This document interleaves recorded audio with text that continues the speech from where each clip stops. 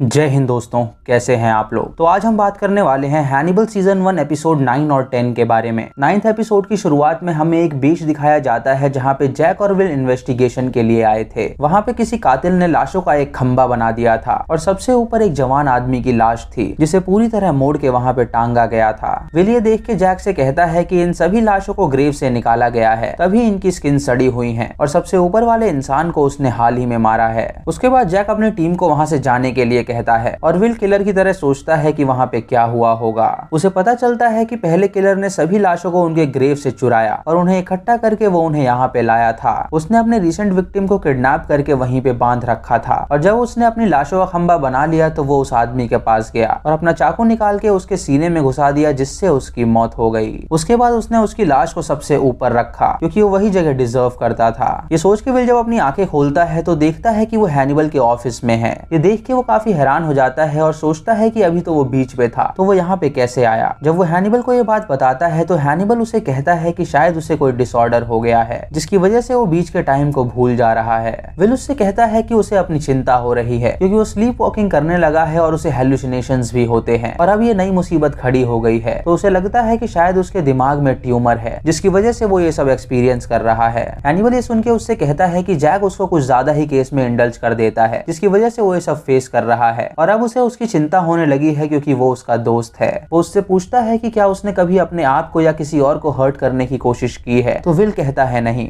उसके बाद हमें एबिगेल दिखाई जाती है जो कि कई लड़कियों के साथ बैठी थी। वो उनको बताती है कि वो हर समय अपने पिता को हेलुसिनेट करती है जो उसे कहता है कि वो लड़कियों को मारे। तभी हम देखते हैं कि वो लड़कियां कोई और नहीं बल्कि वही हैं जिन्हें उसके पिता ने मारा था, यानी एबिगेल ये सब हेलुसिनेट कर रही थी। वो लड़कियां एबिगेल को कहती हैं कि अगर वो मर जाती तो उन्हें मरना नहीं पड़ता। तभी एबिगेल को वहां पे उस विक्टिम का भाई दिखता है जिसे उसने मार डाला था। तभी एबिगेल की आंखें खुल जाती हैं और वो ये एक सपना देख रही थी। अगली सुबह विल जैक के पास आता है और उससे कहता है कि वो उसे माफ कर दे क्योंकि कल क्राइम सीन पे वो ढंग से एनालाइज नहीं कर पाया था। जैक उससे पूछता है कि क्या उसके दिमाग में कोई गड़बड़ चल रही है, तो विल कहता है नहीं। ये सुन के जैक उससे कहता है कि अगर उसे कोई प्रॉब्लम है तो वो क्विट कर सकता है, लेकिन विल वो जॉब क्विट करने को राजी नहीं था क्योंकि उसे किलर्स को पकड़ने में अच्छा लगता था। इधर एबिगेल से मिलने फ्रेडी लाउंड्स आती है जो उसे बताती है कि वो अपनी एक कहानी लिखे जिसमें वो अपने आप को साबित करे कि वो गलत नहीं थी, ताकि लोग उसे अच्छा समझे और वो एक नॉर्मल लाइफ जी सके। एबिगेल उससे कहती है कि क्या वो विल और हैनिबल के बारे में इसमें लिख सकती है, तो फ्रेडी लाउंड्स उससे कहती है कि वो उनके बारे में तो जरूर लिखे क्योंकि वो दोनों ही उसके पिता के कातिल हैं। इधर उन लाशों की जब पोस्टमार्टम हो रही होती है तो विल वहाँ पे आता है। एग्जामिनर उसे बताते हैं कि यहाँ पे टोटल 17 लाशें हैं जिसमें से 16 लाशें ग्रेव में से निकाली गई हैं और ये लाशें बहुत पुरानी थी और इन सभी लोगों की मौत एक्सीडेंट से हुई थी। विल ये सुन के उनसे कहता है कि जरूर उन लोगों का मर्डर हुआ होगा और कातिल ने उसे छुपाने के लिए उसे एक्सीडेंट का रूप दिया होगा।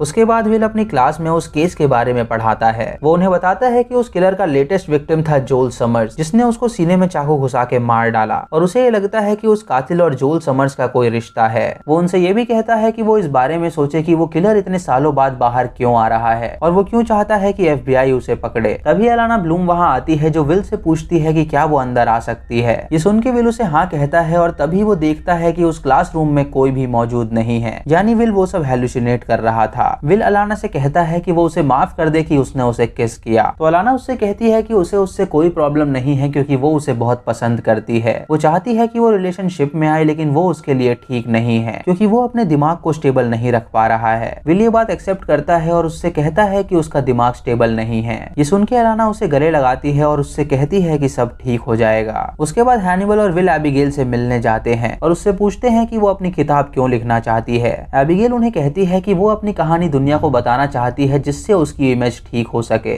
और ये सब उसे फ्रेडी लाउंड्स ने करने को कहा है। ये सुन के हैनिबल उससे कहता है कि फ्रेडी लाउंड्स बहुत डेंजरस औरत है तो वो उससे दूर रहे। विल उससे कहता है कि वो जानता है कि उसके साथ बहुत ट्रॉमेटिक इवेंट हुआ है लेकिन इसका मतलब ये नहीं कि वो गलत है। वो जानते हैं कि वो सही है और वो हमेशा उसके साथ हैं। दोस्तों, अब हैनिबल को लगने लगा था कि शायद एबिगेल उसके बारे में सच उगल देगी, इसीलिए वो बाहर जाके उस विक्टिम के भाई की लाश को बाहर निकाल देता है जिसे एबिगेल ने मारा था। अगली सुबह एग्जामिनर्स विल को बताते हैं कि उन्हें लगता है कि इन सभी को उसी किलर ने मारा है और सबसे ऊपर उसने जोएल को रखा है और उसके नीचे उसने मार्शल को रखा है जिसकी मौत 1973 में हुई थी। ये सुन के विल उनसे कहता है कि जरूर इन दोनों के बीच कोई कनेक्शन है। इधर FBI को उस लड़के की लाश मिलती है तो जैक सभी को अपने ऑफिस में बुलाता है। वो सबको बताता है कि उन्हें निकोलस की लाश मिली है और उसकी लाश को बुचर किया गया है, ठीक उसी तरह से जैसा एबिगेल ने उन्हें बताया था कि उसका पिता पिता ऐसा किया करता था और उसे लगता है कि शायद एबिगेल ने उसे मारा है, तो वो उससे कुछ पूछताछ करने वाला है। ये सुन के विल उससे कहता है कि वो बस एक बच्ची है, तो वो उससे पूछताछ ना करे। तो जैक उससे कहता है कि उसका पिता एक कातिल था और उसे लगता है कि वो भी अपने पिता की मदद करती थी इन कत्लों में, तो वो उससे पूछताछ जरूर करेगा। अलाना और हैनिबल भी उसे रोकने की कोशिश करते हैं, लेकिन वो बिल्कुल नहीं रुकता। वो एबिगेल को मॉर्ग रूम में बुलाता है और उसे उस लड़के की लाश दिखाता है। उस लाश को देख के एबिगेल बहुत डर जाती है और जैक उससे सवाल पूछना शुरू करता है।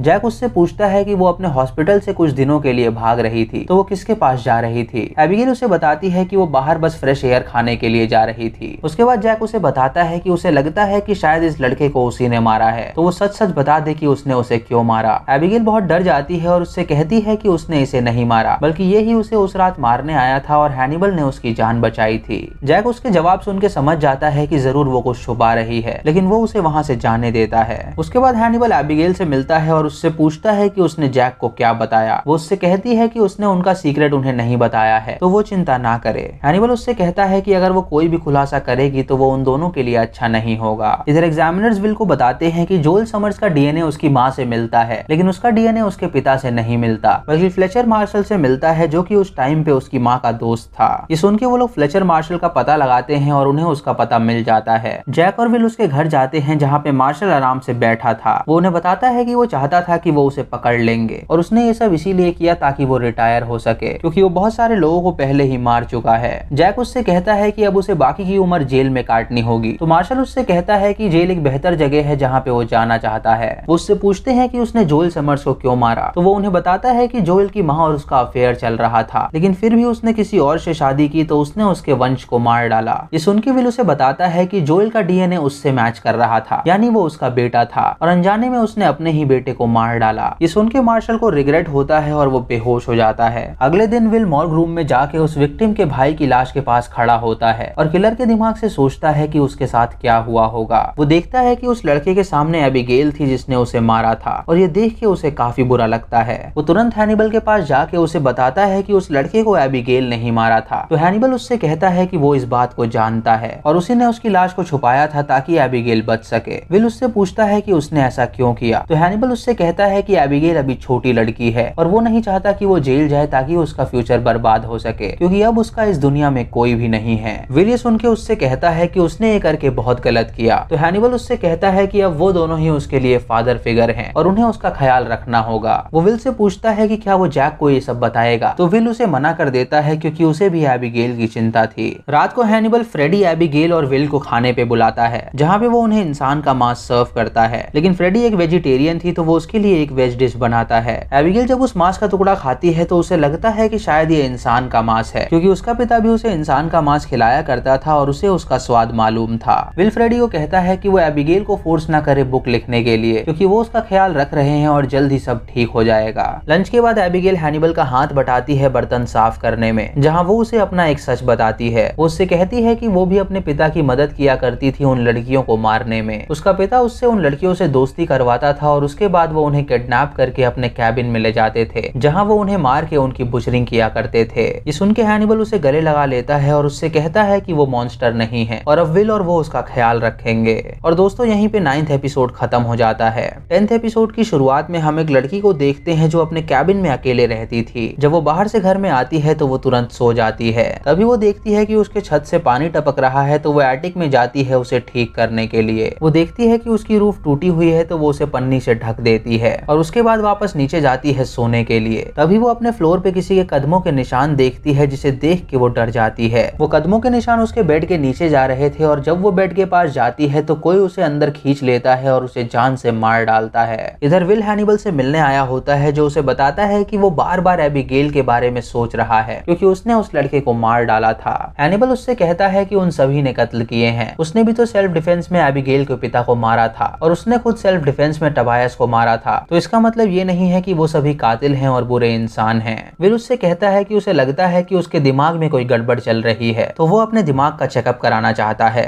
तभी हैनिबल उसे एक डायरी देता है और उससे कहता है कि वो इसमें एक क्लॉक बनाए। विल उस क्लॉक को बिल्कुल सही बना के हैनिबल को देता है और जब हैनिबल उसे देखता है तो वो क्लॉक बिल्कुल गलत थी, यानी विल का दिमाग अनस्टेबल हो गया था, जिसकी वजह से वो कॉन्सेंट्रेट नहीं कर पा रहा था। अगली सुबह विल उस क्राइम सीन पे जाता है जहाँ पे उस लड़की का मर्डर हुआ था। वो किलर के दिमाग से सोचता है कि वहाँ पे क्या हुआ होगा तो वो लाश को छू देता है और उसे ऐसा फील होता है कि शायद उस लड़की को उसी ने मारा है। ये देख के वो डर जाता है और तुरंत भाग के कमरे के बाहर आता है। जैक जब उसे इस हालत में देखता है तो वो उस पर गुस्सा करता है। वो उससे कहता है कि उसने कभी भी क्राइम सीन को कंटामिनेट नहीं किया था, तो आज पहली बार उसने ऐसा क्यों किया। विल उससे कहता है कि वो अपने दिमाग को कंट्रोल नहीं कर पा रहा है, जिसकी वजह से उसे अंदर ऐसा लगा कि उस लड़की को उसी ने मारा है। जैक ये सुन के उससे कहता है कि उसे अब उसके बारे में चिंता होने लगी है, तो विल उससे कहता है कि वो उसकी चिंता ना करे क्योंकि हैनिबल सब संभाल लेगा। उसके बाद विल अंदर जाता है जहाँ एग्जामिनर उसे बताते हैं कि इस लड़की का नाम बेथ था और इसके मुंह में कैंची घुसाई गई है ताकि वो किलर इसका चेहरा निकाल सके। उन्हें वहाँ पे कुछ फोटोज भी मिली हैं जो कि फूटी हुई हैं, यानी वो किलर जरूर इसे जानता था और इससे नफरत करता था। वो जब उस लाश पे कोई प्रिंट देखने की कोशिश करते हैं तो वहाँ पे बहुत हल्के प्रिंट्स थे, जिससे उन सबको पता चलता है कि जरूर उस किलर को कोई स्किन डिजीज है, जिसकी वजह से उस किलर के प्रिंट्स विजिबल नहीं थे। वो सभी विल से पूछते हैं कि उस किलर ने इसका चेहरा क्यों काटा, तो विल उन्हें बताता है कि उसे लगता है कि उस किलर को कोई बीमारी है जिसकी वजह से वो चेहरे नहीं देख सकता। उसके बाद विल हैनिबल के पास जाता है और उसे बताता है कि उसे लग रहा था कि शायद उसी ने उस लड़की को मारा है। ये सुन के हैनिबल उससे कहता है कि उसे उसके डिल्यूजन्स को ओवरकम करना होगा ताकि वो अपनी रियलिटी को अच्छे से देख पाए।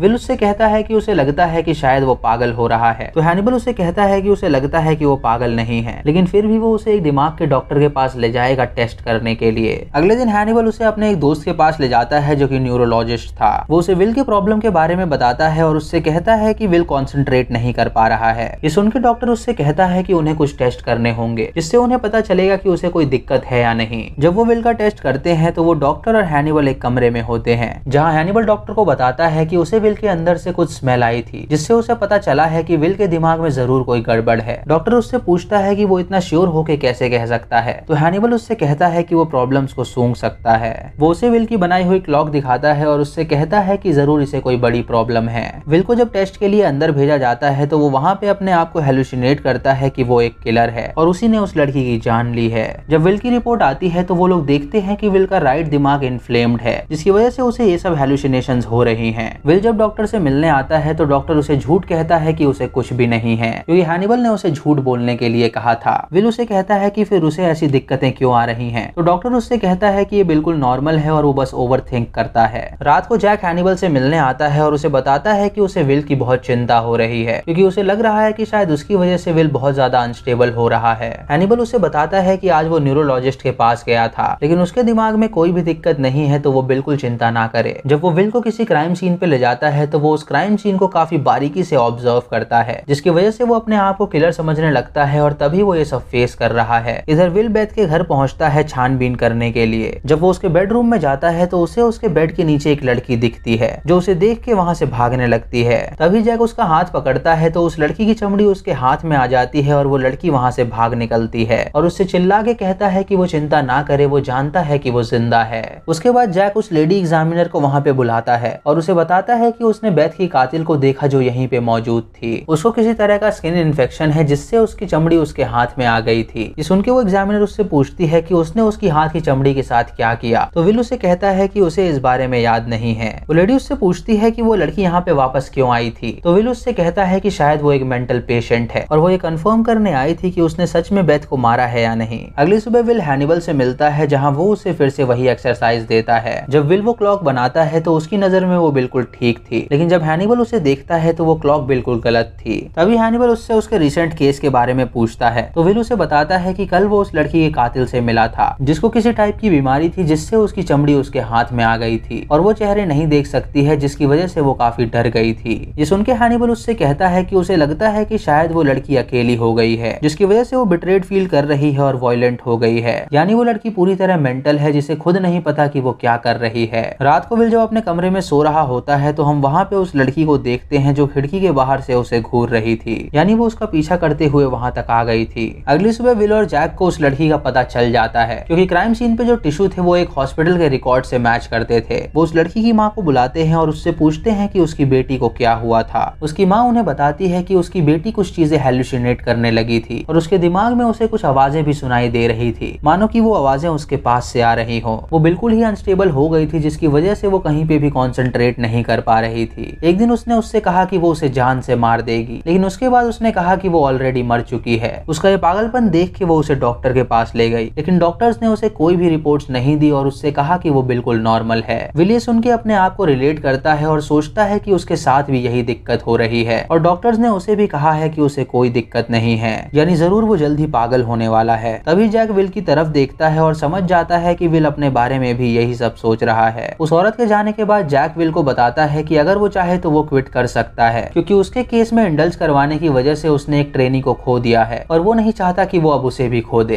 ये सुन के विल उससे कहता है कि वो क्विट नहीं करना चाहता और उस ट्रेनी को रिपर ने मारा था तो वो उसकी मौत की रिस्पॉन्सिबिलिटी लेना बंद करे। जैक उससे कहता है कि वो उसकी ही तो रिस्पॉन्सिबिलिटी थी, क्योंकि उसी ने उसे रिपर के केस पे लगाया था। विल उससे कहता है कि वो इतना ना सोचे, क्योंकि उसके साथ कुछ बुरा नहीं होगा। रात को हैनिबल अपने डॉक्टर दोस्त को डिनर पे बुलाता है, जहाँ पे वो उसे एक बढ़िया से डिश सर्व करता है। डॉक्टर उससे पूछता है कि उसे विल से इतना लगाव क्यों है, तो हैनिबल उसे बताता है कि विल सभी से अलग है और उसके पास एक अलग ही पावर है इमेजिनेशन की, जो कि अपने आप में ही एक खूबसूरती है। वो उससे ये भी कहता है कि विल उसका दोस्त है तो वो इन सब से उसे बाहर निकालेगा। अगले दिन विल फिर अपने टेस्ट कराने के लिए डॉक्टर के पास जाता है, जहाँ डॉक्टर उसे मशीन में डालता है और अपने कैबिन में चला जाता है। कुछ देर बाद जब वो मशीन विल को बाहर निकालती है तो विल वहाँ पे देखता है कि कोई भी वहाँ पे मौजूद नहीं है। ये देख के वो अपने कपड़े पहनता है और वहाँ से बाहर जाने लगता है। तभी उसे डॉक्टर के कैबिन के लॉक पे खून दिखता है। ये देख के वो काफी डर जाता है और जब वो अंदर जाता है तो उसे डॉक्टर की लाश मिलती है, जिसका चेहरा पूरी तरह काट दिया गया था। उसके बाद वो FBI को वहाँ पे बुलाता है, जहाँ पे वो छानबीन करते हैं। वो जैक को बताता है कि आज ये पूरा हॉस्पिटल खाली था और वही अकेला पेशेंट यहाँ पे मौजूद। जैक उससे पूछता है कि क्या उसे लगता है कि उसी ने डॉक्टर को मारा है, तो विल उससे कहता है कि वो इसी बात से कंफ्यूज्ड है। जब वो सब विल को चेक करते हैं तो उसके शरीर पे कहीं पे भी खून का निशान नहीं होता, जिससे उन्हें पता चलता है कि डॉक्टर को उसने नहीं मारा है। विल उनसे कहता है कि उसे लगता है कि जरूर वो लड़की उसका पीछा करते हुए यहाँ तक आई थी और वो चेहरों को नहीं देख सकती, जिसकी वजह से उसने उसे समझ के डॉक्टर को मार डाला। जैक उससे पूछता है कि वो इतनी कंफर्म के साथ कैसे कह सकता है, तो विल उसे बताता है कि उसने उस लड़की को देखा है। रात को विल जब अपने घर में सो रहा होता है तो उसके डॉग्स अचानक भौंकने लगते हैं। ये देख के विल को पता चलता है कि जरूर वो लड़की उसके बेड के नीचे है। जब वो बेड के नीचे झांकता है तो वो उस लड़की को देखता है जो काफी डरी हुई थी। वो उस लड़की को अपना हाथ देता है और उससे कहता है कि वो बिल्कुल चिंता ना करे, वो उसके साथ है। ये सुन के वो लड़की उसका हाथ थाम लेती है और विल उसे शांत कराता है। वो लोग उस लड़की को हॉस्पिटल में ले जाते हैं, जहाँ विल उसे देखने आता है। डॉक्टर उसे बताते हैं कि इसे बहुत ज्यादा इन्फेक्शन है, जिसकी वजह से इसका शरीर सड़ रहा है। जैक उसकी रिपोर्ट लेके हैनिबल के पास जाता है, जो रिपोर्ट देख के हैरान हो जाता है और उसे बताता है कि वो लड़की काफी बीमार है और उसका बचना नामुमकिन है और वो पूरी तरह पागल है, इसीलिए वो वायलेंट हो जाती है। जैक उससे पूछता है कि क्या उसे डॉक्टर के मर्डर की रात कुछ याद होगा, तो हैनिबल उससे कहता है कि उसे लगता है कि उसे कुछ याद नहीं होगा। दोस्तों, इधर उस लड़की को याद होता है कि वहाँ पे क्या हुआ था। दरअसल उस डॉक्टर को किसी और ने नहीं बल्कि हैनिबल ने ही मारा था और उसने उसे इस तरीके से मारा था ताकि FBI को लगे कि उस लड़की ने ही उसे मारा है। वो लड़की वहाँ पे विल का पीछा करते हुए आई थी और उसने हैनिबल को वहाँ पे देखा था, लेकिन वो चेहरे नहीं देख सकती थी तो उसे उसका चेहरा दिखाई नहीं दिया। उसे देख के हैनिबल उसके पास आया और उसे वो कैंची पकड़ाई जिससे उसने उस डॉक्टर को मारा था और उस लड़की ने वो कैंची अपने हाथ में ले ली, जिससे उसके टिश्यू उस कैंची पे चले गए और उस पे इल्जाम आ गया उसके कत्ल का। दोस्तों, इसी के साथ 10वां एपिसोड भी यहाँ पे खत्म हो जाता है। तो दोस्तों, ये थी आज की वीडियो। अगर आपको वीडियो पसंद आई हो तो आप हमें कमेंट सेक्शन में जरूर बताएं। अभी इसके 3 एपिसोड और बाकी हैं, जिसे हम अगली वीडियो में एक्सप्लेन करेंगे। तो आप कमेंट सेक्शन में जरूर बताएं कि आप उस वीडियो को कितनी जल्दी चाहते हैं। चैनल पे नए हैं तो इसे सब्सक्राइब करें और बेल आइकॉन दबाएं नोटिफिकेशंस के लिए। और मूवी लिंक्स के लिए आप हमें टेलीग्राम पे फॉलो कर सकते हैं। दोस्तों, लाइक और शेयर करना बिल्कुल मत भूलिएगा। तो मैं मिलता हूँ आपको अगली वीडियो में। तब तक के लिए जय हिंद।